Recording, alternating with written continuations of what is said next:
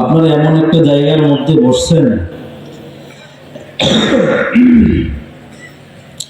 এই জায়গাটার এত পরিমাণ দাম।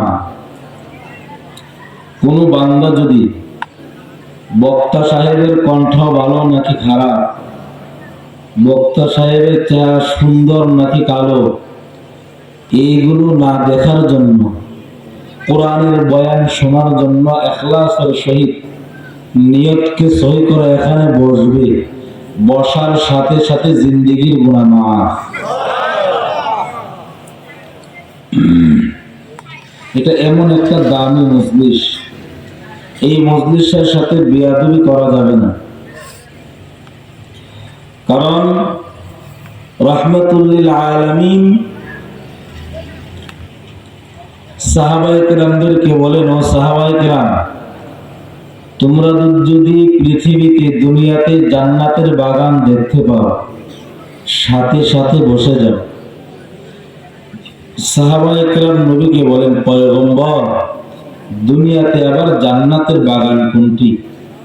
নবী বলেন, ও সাহাবায়ে কেরাম, যেখানে কোরআন এবং হাদিস সম্পর্কে আলোচনা করা হয়, দ্বীনি আলোচনা করা হয়, আলেম ওলামাদের মজলিস হয়, এটাই জান্নাতের বাগান হয়ে যায়। সুবহানাল্লাহ, আসতে বলেন।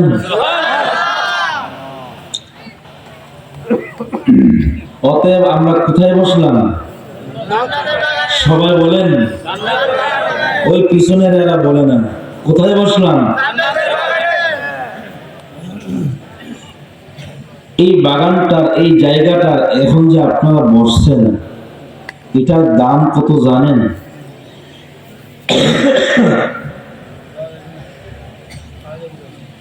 এটার দাম এত পরিমাণ, এই বাগানের চতুর্দিক দিয়ে মহান রব্বুল আলামিনের রহমতের ফেরেশতারা পাহারা দেওয়ার জন্য চতুর্দিক দিয়ে বেষ্টন করে রেখেছেন।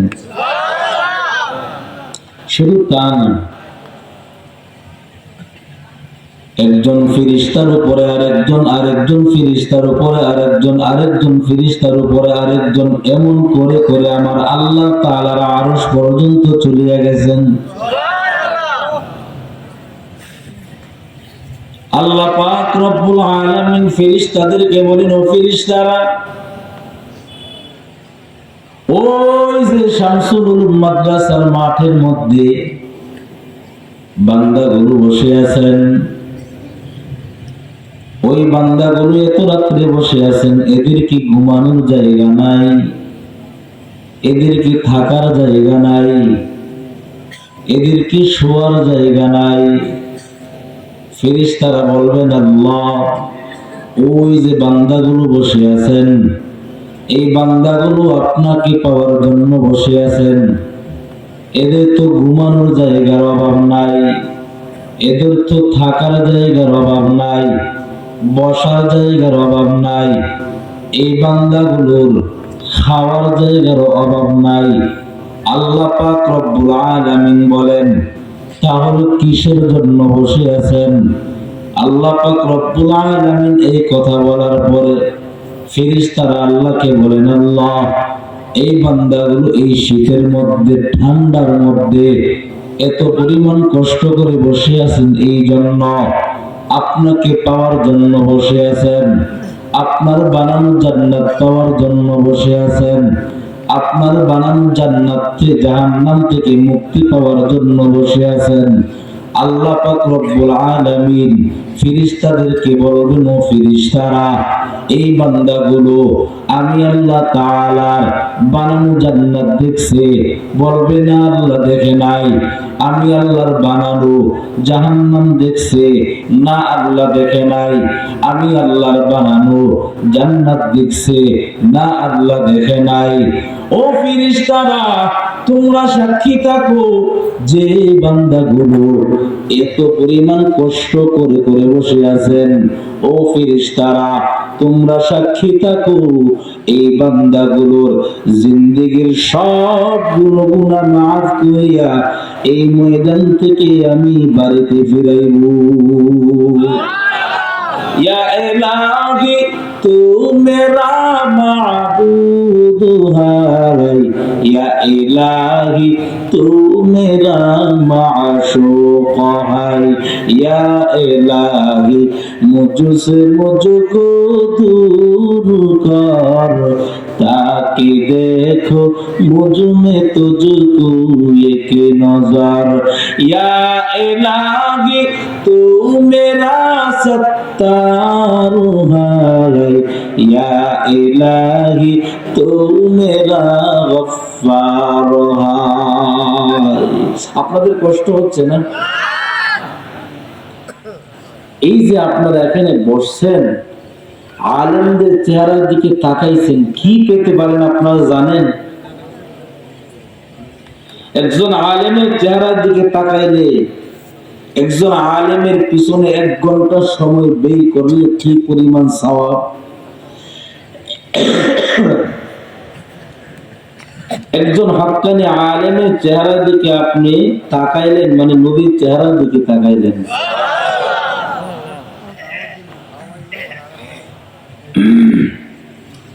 আমাদের এই বাংলাদেশের মধ্যে একজন আলেম মুজাদ্দিদ মিল্লাত শাহ আশরাফ আলী থানভীকে বললেন, ও থানভী,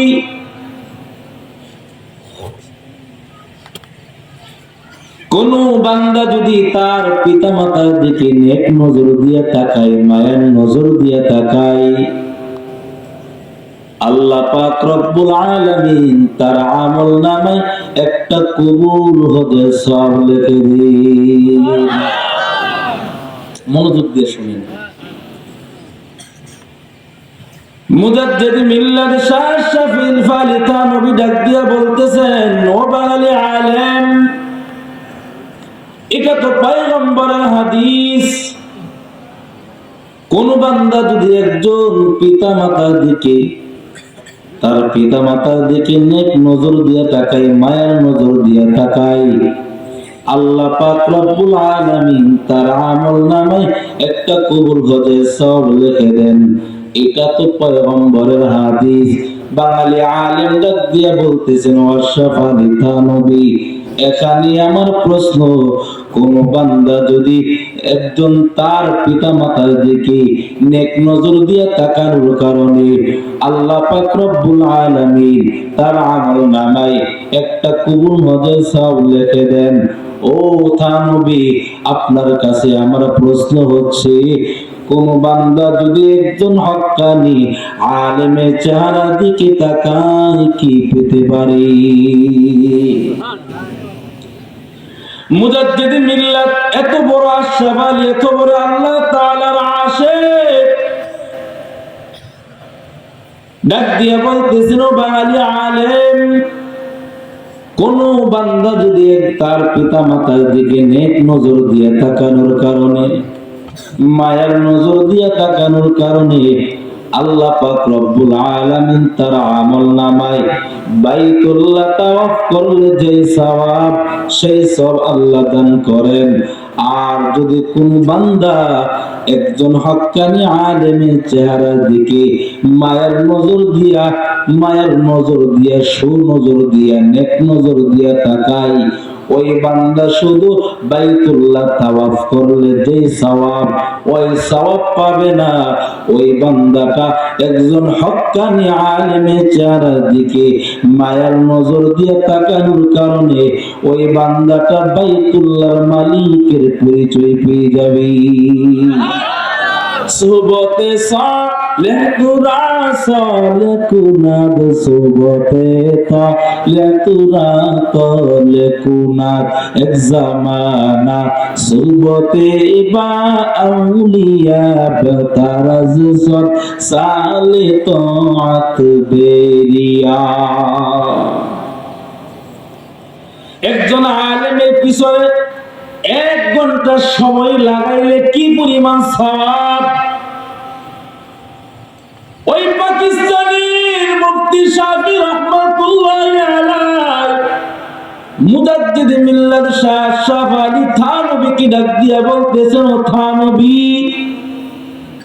কবি কবিতার মধ্যে বলেছে, কোন বান্দা যদি একজন হাক্কানি আলেমের চেহারার দিকে নেক নজর দিয়ে তাকাই এবং তার পিছনে 1 ঘন্টা সময় লাগাই, 1 ঘন্টা সময় ব্যয় করে কবি কবিতার মধ্যে বলেছেন আল্লাহ পাক রব্বুল আলামিন তার আমল নামায় 100 নফল নামাজের সওয়াব লিখে দেন। মুজাদ্দিদ মিল্লাত শাহ আশরাফ আলী থানভী রাহমাতুল্লাহি আলাইহি পাকিস্তানের মুফতি শাফি কি ডাক দিয়ে বলতেছিল, পাকিস্তানের মুফতি শাফি যে কবিতার মধ্যে বলেছেন একজন হক্কানি আলেমের পিছনে যেই বান্দা নাকি 1 ঘন্টা সময় ব্যয় করবে আল্লাহ পাক রব্বুল আলামিন তার আমলনামায় 100 নফল নামাজ পড়লে যে সওয়াব ওই সওয়াব আল্লাহ দান করবেন। মুজাদ্দিদ মিল্লাত শাহ আশরাফ আলী থানভী আল্লাহর ডাক দিয়ে বলতেছেন, ও পাকিস্তানের মুফতি শাফি যেই কবিতার মধ্যে বলেছেন একজন হক্কানি আলেমের পিছনে যেই বান্দা নাকি 1 ঘন্টা সময় ব্যয় করবে তার আমলনামায় 100 নফল নামাজ পড়লে যে সওয়াব ওই সওয়াব আল্লাহ দান করবেন। আমি থানভী বলতে চাই ওই কবিতার মধ্যে ভুল লিখেছেন। এখানে বলার দরকার ছিল কোন বান্দা যদি একজন হক্কানি আলেমের পিছনে 1 ঘন্টা সময় ব্যয় করে আল্লাহ পাক রব্বুল আলামিন তার আমলনামায় 1 কোটি 1 লক্ষ নামাজের সওয়াব লিখে দেন। মকুন সুসুতি নামাজে পাঞ্জগানা ফাওয়াইলুল লিল মুসাল্লিনাল্লাযিনা মুমিনারা ইন্নামাজে ইমদাদ দা ইস্তাঈনু আয়াতে কুরআবাখা আয়াতে কদ আফলাহা ইয়াদ কুন গাউর কুন্দর মানি আসদের সাদিকুন ইয়া আইয়ুহাল্লাযীনা আমানু তাকুল্লাহ ইয়া আইয়ুহাল্লাযীনা আমানু তাকুল্লাহ ওয়া কুনু মা'আস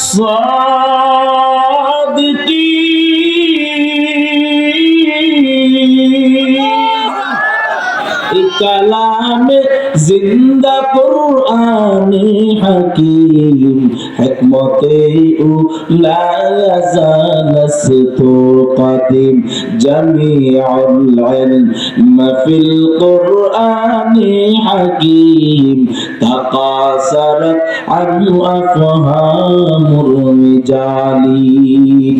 কষ্ট হচ্ছে আপনাদের? আল্লাহ ওয়ালা হতে হলে আলেম হওয়া লাগবে, কথা বলেন, আলেম হওয়া লাগবে, মুহাদ্দিস হওয়া লাগবে, মাদ্রাসায় পড়া লাগবে, মুফতি সাহেব হওয়া লাগবে। আল্লাহ ওয়ালা হতে হলে কোরআনের হাফেজ হওয়া লাগবে। সাধারণ মানুষও আল্লাহ ওয়ালা হতে পারে, তবে আল্লাহ ওয়ালাদের সাথে সম্পর্ক লাগাইতে হবে, আলেমদের সাথে সম্পর্ক লাগাইতে হবে। একজন সাধারণ কৃষক আল্লাহ ওয়ালা হতে পারে কি পারে না? একজন এমপি সাহেব আল্লাহ ওয়ালা হতে পারে কি পারে না? একজন মন্ত্রী সাহেব, একজন দেশের প্রেসিডেন্ট আল্লাহ ওয়ালা হতে পারে কি পারে না? কিন্তু আমাদের দেশে যত এমপি মন্ত্রী সব বলে ফেলতাম, আপনারা ভালো করে জানেন। আল্লাহ এই দেশকে আমাদেরকে হেফাজত করছেন।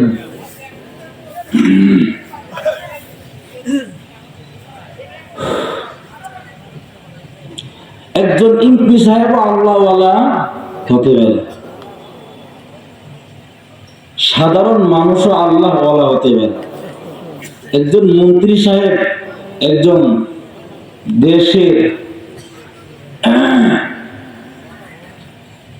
দেশ পরিচালক রাষ্ট্রনায়ক, সেও আল্লাহওয়ালা হতে পারে।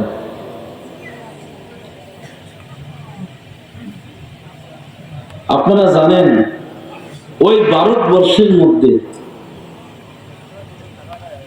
দেখেন, খেয়াল করেন, একজন মন্ত্রী কিভাবে আল্লাহওয়ালা হতে পারে, যে নাকি সারাটা ভারতবর্ষ শাসন করেছেন, সেও আল্লাহওয়ালা। কিভাবে? ওই ভারতের মধ্যে আজ দাঁড়িয়ে আছে ওই দিল্লি শহর। ওই দিল্লি শহরের মধ্যে আজ দাঁড়িয়ে আছে কুতুব মিনার। ওই কুতুব মিনার ওই দিল্লি শহরে আজ দাঁড়িয়ে আছেন। ওই কুতুব মিনার কুতুব কে ছিলেন? যার নাম ছিল কুতুবউদ্দিন মুখতিয়ার কাকি রহমাতুল্লাহি আলাইহি। এত বড় মাওলা পাকের আশিক, এত বড় বুজুর্গ কুতুবউদ্দিন মুখতিয়ার কাকি রহমাতুল্লাহি আলাইহি। মনোযোগ দিয়ে শুনেন, ওই কুতুবউদ্দিন আল্লাহর ওয়ালি ইন্তিকালের আগে খাদেমকে ডাক দিয়ে বলতেছেন, খাদেম এদিকে আসো। আমি ইন্তিকালের আগে, আমি যখন দুনিয়া থেকে বিদায় হয়ে যাব, তোমার কাছে আমি দুইটা ওসিয়ত করে যাই। আমি যখন দুনিয়া থেকে বিদায় হয়ে যাব, এই দুইটা ওসিয়ত তোমরা পালন করবা।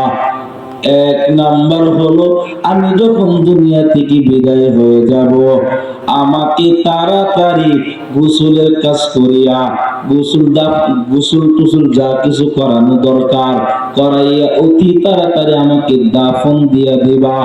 এই নবীর উম্মত আজ আমাদের বাংলাদেশের মধ্যে এটার উল্টাটা হয়ে গেল।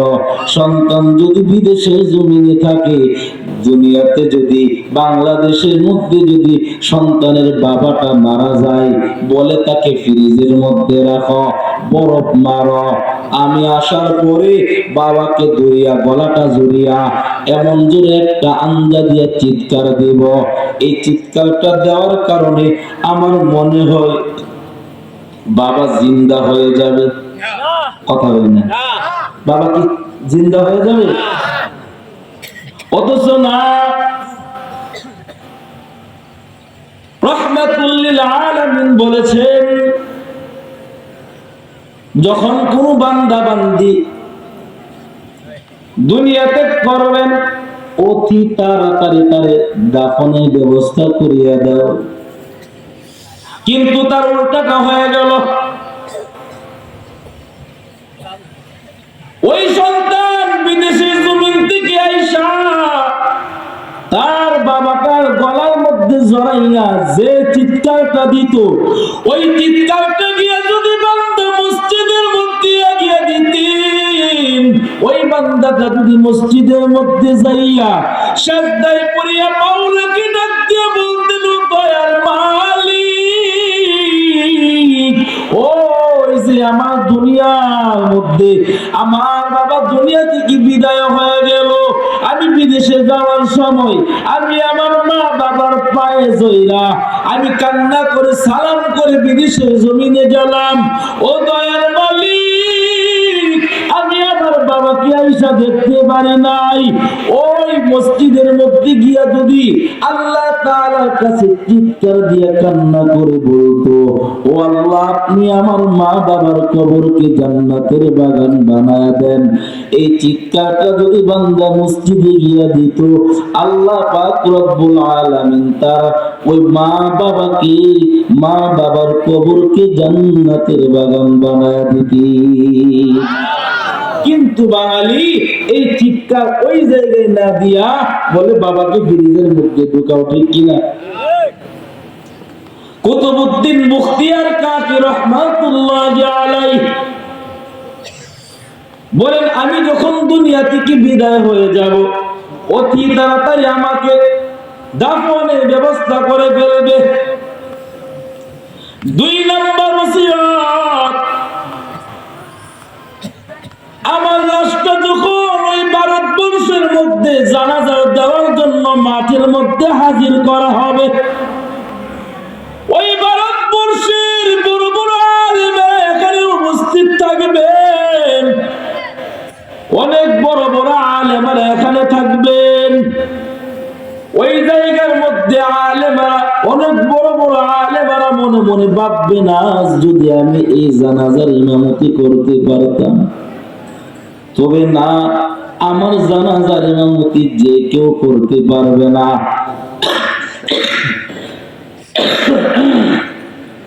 যার মধ্যে 4টা গুণ থাকবে, ওই ব্যক্তি আমার জানাজার ইমামতি করবেন। যার মধ্যে 4টা গুণ থাকবে, ওই ব্যক্তি আমার জানাজার ইমামতি করবেন। 4টা গুণের মধ্যে 1 নাম্বার গুণ, ওই ব্যক্তি আমার জানাজার ইমামতি করবেন যে ব্যক্তি নাকি জিন্দেগিতে কোনোদিন আসরের নামাজের আগে, আসরের নামাজের ফরজ নামাজের আগে যে 4 রাকাত সুন্নত আছে, জিন্দেগিতে কোনোদিন ছোটে না, ওই ব্যক্তি আমার জানাজার ইমামতি করবে।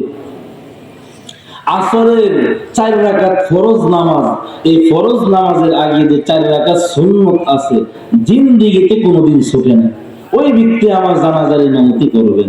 দেখি 4টি খালি কথা। এখানে এমন বান্দা আছে যে আসরের ফরজ নামাজের আগে যে 4 রাকাত সুন্নত আছে, এটা অনেকে জানে না, নতুন শুনছে, ঠিক কি না? আছে না নাই? সুন্নত আছে না 4 রাকাত? পড়িনি আমরা, পড়লে সওয়াব, না পড়লে গুনাহ নেই। হাই হাই, আমরা তো এখন ফরজই পড়ি না, ফরজের খবর নাই, আবার সুন্নত। বলুন তো দেখি, নামাজ বছরে কয়েকটা পড়া লাগবে? কথা বলে না, নাকি দৈনিক? বছরে নাকি দৈনিক? দৈনিক কত ওয়াক্ত? সবাই বলেন। এই যারা পড়ে না তারা বলেন না, দৈনিক কত ওয়াক্ত? আপনাদের কাছে ছোট্ট একটা প্রশ্ন, বলুন তো দেখি, আমার মায়ার নবী রাহমাতুল লিল আলামিন আল্লাহর কাছ থেকে সর্বপ্রথম কত ওয়াক্ত নামাজ নিয়ে আসছিলেন? সবাই বলেন না। 50 ওয়াক্ত। রাহমাতুল লিল আলামিন আল্লাহ তাআলার কাছ থেকে সর্বপ্রথম 50 ওয়াক্ত নামাজ নিয়ে আসছিলেন। এরে কিশোরগঞ্জ নীলফামারীর মুসলমান যুবক, রাহমাতুল লিল আলামিন সর্বপ্রথম 50 ওয়াক্ত নামাজ নিয়ে আসছিলেন। এখান থেকে কমাইতে কমাইতে কমাইতে কমাইতে কমাইতে কমাইতে কত ওয়াক্ত নিয়ে আসলেন? সবাই বলেন। 5 ওয়াক্ত নামাজ নিয়ে আসলেন। তারপরে আমার মায়ের নবী রাহমাতুল লিল আলামিনের মনটা ছোট হয়ে গেল, মনটা বেজার হয়ে গেল। আল্লাহ পাক রব্বুল আলামিন নবীকে ডাক দিয়া বলেন, ও পয়গম্বর, আপনি আপনার মনটাকে ছোট করিয়েন না, মনটাকে বেজার করিয়েন না। আপনার উম্মতেরা যদি এই 5 ওয়াক্ত নামাজ সময় মতো, ওয়াক্ত মতো, গুরুত্ব সহকারে জামাতের সাথে আদায় করে, আপনি নবীর উসিলায় আমি আল্লাহ তাআলা আপনার উম্মতের উপর খুশি হইয়া আমি আল্লাহ তাআলা